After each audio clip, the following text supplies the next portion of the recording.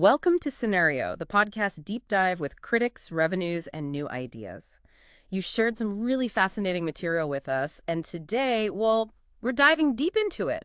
We're aiming for a shortcut, really, to the heart of the story. That's right. We're looking at the intertwined histories of three really incredible cities, Amsterdam, London, and New York. Yeah, we've got this transcript here, Magnificent Three, cities that shaped history. And our mission, yours and mine, is to pull out those key insights for you, the listener, those moments that really explain how these places, became what they are. It's quite a story. It starts with Amsterdam's innovative beginnings, finance, trade, all that.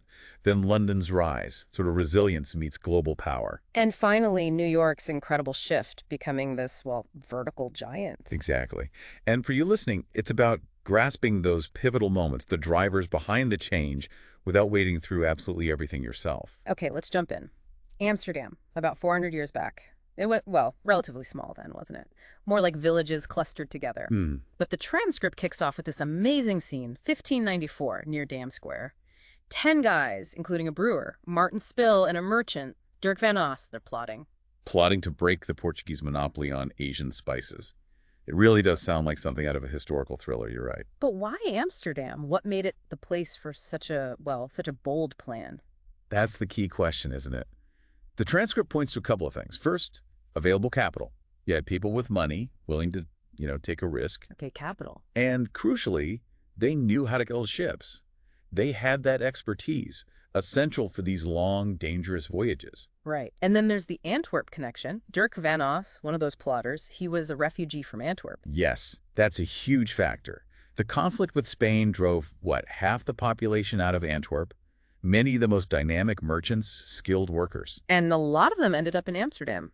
Exactly. Yeah. And these weren't just random people. They were artisans, financiers bringing capital, yes, but also networks, business know-how, often that Protestant work ethic too.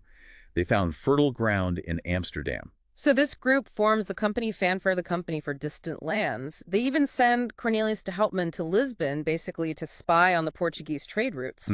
Industrial espionage, 16th century style. And the initial investment for Houtman's voyage, 300,000 guilders, that's huge. Took dozens of merchants pooling funds, 3 ships, 249 crew. It shows massive ambition. And the voyage itself, brutal. The Yeah. transcript lays it out: disease, mutiny, fighting. Houtman even got imprisoned. Yeah, when they finally got back, after over 2 years, only 80 survivors, and not even that much spice cargo. Looked like a disaster, really. On paper, yes. Yeah. A financial disaster. And this is the crucial bit, isn't it? They did it. They sailed direct to Asia, got spices, came back. They proved it was possible the monopoly could be broken. Precisely. That was the aha moment. Even with the terrible losses, it unleashed this wave of activity in Amsterdam. The proof of concept was there. Okay, so the potential is clear, but they need more ships faster. And right on cue, almost perfectly timed, comes Corneliszoon's invention in 1594, the crankshaft. Such a simple idea, isn't it? Turning circular motion into vertical. But it revolutionized shipbuilding. The transcript says it made it 30 times faster. 30 times. Think about that. It completely changed the economics. Suddenly, building ships was way more efficient, way cheaper. It allowed the Dutch to scale up like nobody else. Amsterdam becomes the shipbuilding capital of Europe, basically. Pretty much overnight. And the next few years, a frenzy. Expedition after expedition, company after company popping up. By the early 1600s, 75 ships had gone east. And then they start coming back, loaded. The transcript mentions church bells ringing. You can just imagine the buzz. 9 million guilders from those early voyages. That was more than the entire Dutch national debt. Astonishing returns.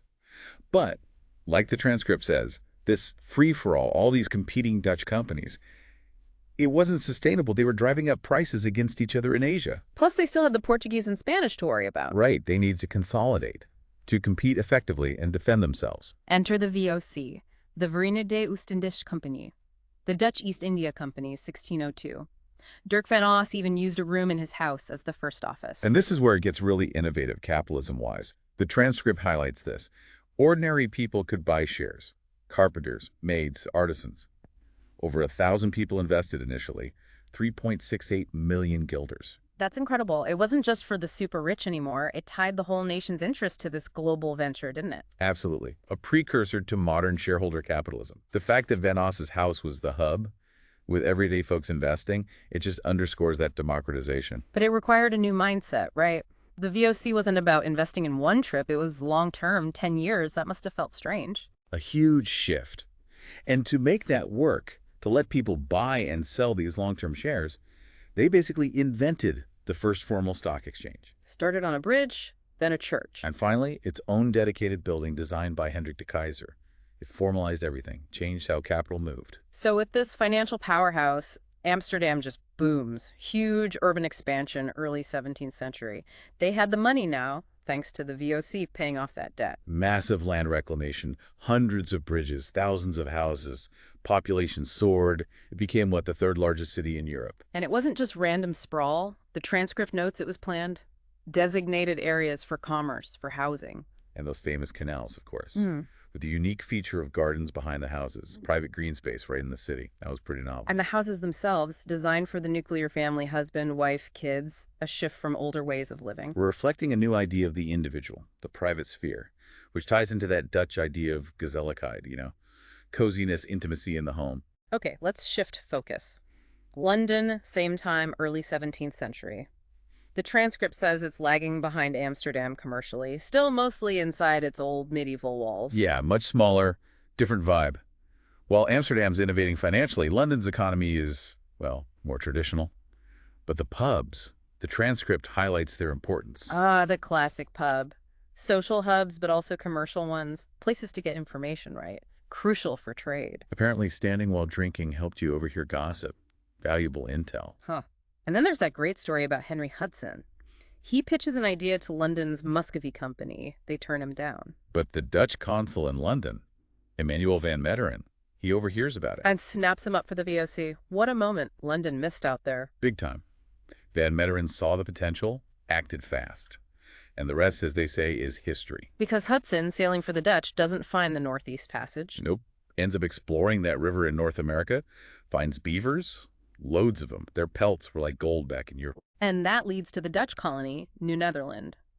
The transcript says Amsterdam started planning expansion immediately after Hudson got back.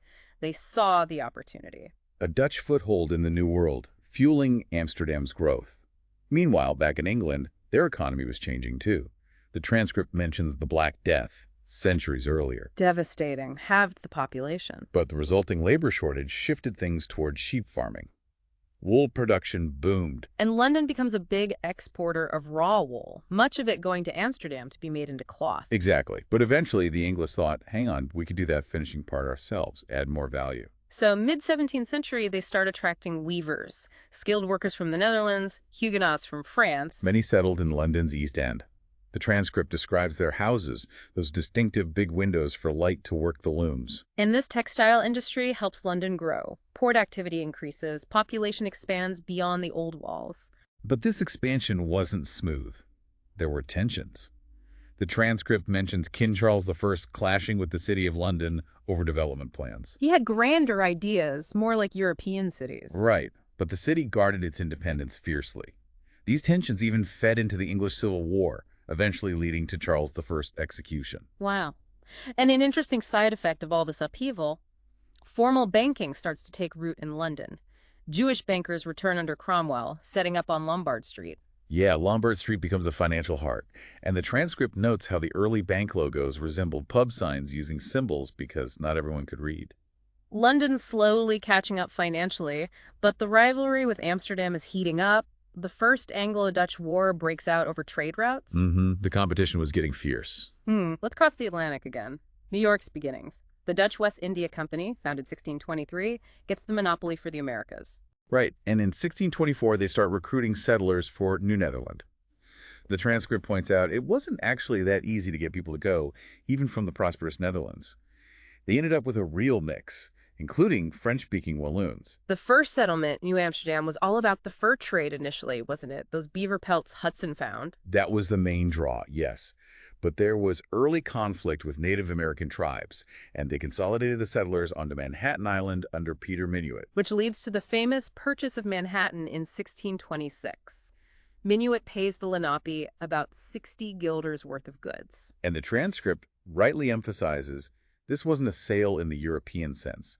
The Lenape and the Dutch had totally different ideas about land ownership, about what that transaction even meant. That's a really important point. So New Amsterdam grows slowly at first. Very slowly. Right. The West India Company kept a really tight grip on trade, which stifled things. Until 1640, that's the turning point the transcript highlights. Trade gets opened up to individuals. Bingo. That spurred migration from the Netherlands. New Amsterdam starts to look more like old Amsterdam brick houses, even canals, apparently. And the place names. It's amazing how many survive. Harlem from Harlem, Broadway from Broadway, Brooklyn from Brooklyn. Coney Island from Coney Island, Staten Island. Yeah, it's the living link to that Dutch past. Opening trade was key to getting the colony growing. Then, 1664, the English sail in and take over. New Amsterdam becomes New York. But the terms were surprisingly lenient. Quite generous, yeah. The transcript notes the Dutch could keep property, trade freely, have a say in things. Amsterdam ships were still welcome. Most Dutch settlers just stayed. Which allowed for continuity. And it was already incredibly diverse, right? 18 languages spoken by 1643. Remarkable. That multicultural character was there from the very start, and it's defined New York ever since. Even Peter Stuyvesant, the last Dutch governor, came back eventually after going home briefly. Okay, back to London. Big turning points. 1665, the plague. Then 1666, the Great Fire. Horrific events. Absolutely devastating. But the fire, because it cleared such a huge area of the old timber frame city, well, it created an opportunity. A blank slate, almost. Christopher Wren, the architect, saw it. He proposed this grand plan, wide streets, squares, very Parisian. A rational, ordered vision for London. But it didn't happen. The transcript says the pressure to rebuild quickly, to get businesses running again, was too strong. They rebuilt on the old medieval street plan, just using brick this time. Commerce won out over grand design. Wren did get to rebuild St. Paul's Cathedral, though, which is iconic. But the transcript makes an interesting point. Maybe London's messy, unplanned nature actually helped it adapt and thrive as a commercial center later on. Constant change baked in. And London kept pushing west. Those residential squares like Covent Garden, initially for aristocrats, later terraces around private parks. And then you get figures like Nicholas Barbon, an early property developer, basically. The transcript calls him a speculator. He standardized construction, same-size bricks, timbers, window frames. Making building faster and cheaper, fueling that westward expansion. Exactly. Meanwhile, those Anglo-Dutch wars are still rumbling on, getting more complicated. France, under Louis XIV, gets involved. Which brings William of Orange into the picture, a key figure, Dutch leader, but also connected to the English royal family through marriage. Complex ties. Very complex. And it culminates in 1688, the Glorious Revolution. William successfully invades England, becomes King William III. And the transcript notes this brought Dutch ideas, individual rights, tolerance, parliamentary power more firmly into the English system. A major shift in English governance with significant Dutch influence. But the cost of all these wars, it really strained the Dutch Republic financially. Yeah, the transcript says the Dutch Golden Age starts to fade in the early 18th century. One sign, art patronage changes. During the Golden Age, lots of ordinary people bought art. Reflecting that focus on individual lives, everyday scenes, democratization of art. But that war in 1672 hit the art market hard. Artists like Vermeer suffered. And then, the big blow. 1715, the Dutch Republic defaults on its debt. A major sign that its financial dominance was ending. Amsterdam's star begins to wane. While London's is rising in the 18th century, and New York's poised for takeoff in the 19th. It's interesting what the transcript says about rich Americans later collecting Dutch Golden Age art. Like looking back to a kind of spiritual ancestor. A successful commercial republic. Yeah, it's a nice connection. So the final stretch in the transcript looks at London and New York really hitting the industrial age. Both transformed, creating huge wealth, but also terrible poverty. The classic double-edged sword of the Industrial Revolution. New York also had its own Great Fire in 1776. That eventually led to the Commissioner's Grid Plan for Manhattan in 1811. That famous grid seems so rational, but the transcript suggests it grew out of older plans for common lands, not quite designed from scratch on a napkin. More pragmatic origins, perhaps. Yeah. But it definitely made buying and selling land easy, paving the way for that relentless northward expansion. Except for Broadway, right? Yeah, Broadway cutting across it, following an old Native American trail, a ghost of the past on the grid. Meanwhile, London's East End in the 19th century becomes this enormous port and industrial zone, just overwhelmed with goods, ships, immigrants. Docks being built everywhere, railways carving through neighborhoods, the underground. The transcript mentions the massive displacement of the poor. Creating that stark contrast. The wealthy West End, with Regent Street as a kind of dividing line, and the impoverished, overcrowded East End. A similar story in New York. Cherry Street, once fashionable, becomes this dense tenement district. Conditions were appalling due to mass immigration. Horrific. And that's where Jacob Riis comes in. His photos, his book, How the Other Half Lives, it exposed those conditions. Using photography as a tool for social reform, really powerful stuff. It led to calls for change. Both cities were grappling with these huge problems, but also innovating. London's great exhibition in 1851, the Crystal Palace, a symbol of progress. New York follows with its own Crystal Palace, and crucially, that's where Elisha Otis demonstrates his safety elevator. The brake, the thing that stops it falling if the cable snaps. That was the key, wasn't it? Suddenly, building tall felt safe. It paved the way for skyscrapers. Although early elevators were slow, steam or hydraulic, and James Bogardus was already doing prefabricated cast iron buildings in New York, early steps towards verticality. Right. But both cities also faced massive public health crises. The transcript mentions London's Great Stink in 1858, the Thames basically being an open sewer. Ugh.